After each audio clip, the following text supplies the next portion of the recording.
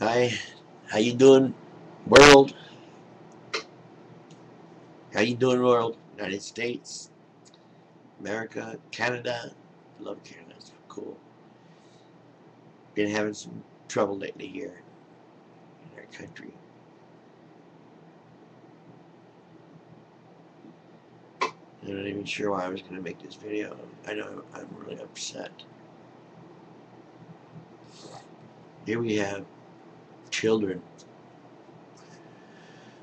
being beat by their parents, teenager being beat by his parents or whatever, for not going to church, not wanting to go to church, for not wanting to believe in that mythological, delusional crap. And he or he gets beat for it. And that's just check all. I mean, we gotta actually thinking that it's okay for them to allow their child to die because of their delusion that they think only prayer can heal them. Makes me sick. One of the worst oxymorons in the world, I think, is, well, there's divine decadence, of course, but Christ scientists don't get it.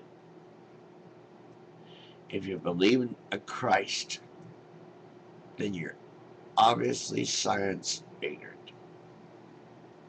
Or should I say science illiterate? How about that? Give you the benefit of that. And of course, we have everybody, well, you don't want to look like a fool, right? So you hedge your bet. What do? Becoming, what is it? Agnostic. Yeah, that's right. Well, you can't prove that there's no God, so just in case, what's the point to agnosticism? What's the point? Either you believe and think there's a magical, all-creating, omnipotent, omniscient being that zips and zaps everything into existence at the whim of its hand, or you don't. Where there's just no such thing as some magician in the sky that zapped and whipped everything together on its own. Either you do or you don't. It's really black and white, more so than people seem to think. Except for those who are that profess to be spiritual or think everybody has to believe in something. Oh my God, that's another agnostic cop out. It is. It's just another just in case. Fuck.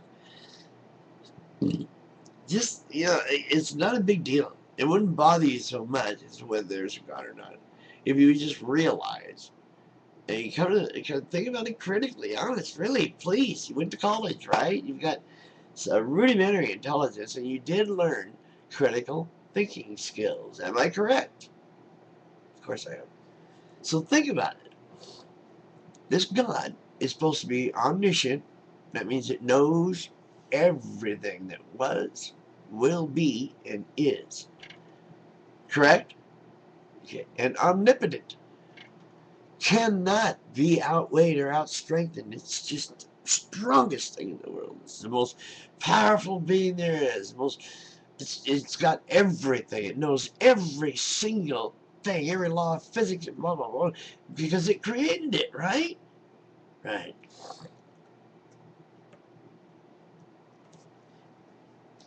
Then why do you have to destroy the entire human race with this goofy flood?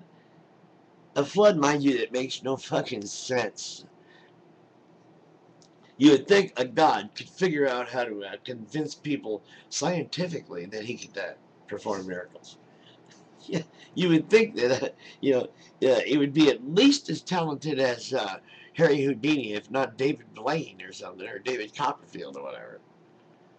Jeez, come on. And then I'll think a little further, go a little further with your critical thinking. Okay?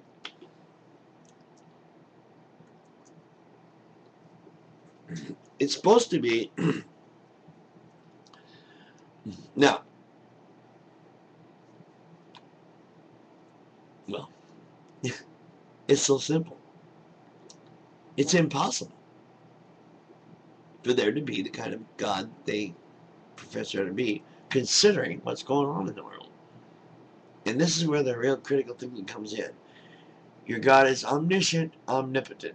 That means that all the evil created and perpetrated, now until the end of time and before, was allowed to happen by your loving God. So is it that your God knows and does and can do and say and can be anywhere and do anything and doesn't, and therefore he's malevolent? Or is it that he can't do all those things, and so he's just a liar? What? Can he do all those things or not? Is he omnipotent and omniscient? And another thing, last but not least, if this is the case, that this omniscient, omnipotent being is out there, then it already knows what I'm going to say next. So there's no use telling you, because you believe in prayer, and he's going to tell you anyway, isn't he? Now I'll think of something else to say. That was cruel, wasn't it? You'll never guess. You'll never guess. Okay, this is it. Why did you tell the Jews to cut off their baby boys' penises? Why did you do that? Honest, come on, God, tell us. Was it a joke? If you were serious, tell us you were serious, then we can know you're nothing but a fucking Loki and you're not really a god. But tell us, one way or the other, why did you tell those Jews to cut up their baby boys' penises? Yeah, I know. Try to answer that one.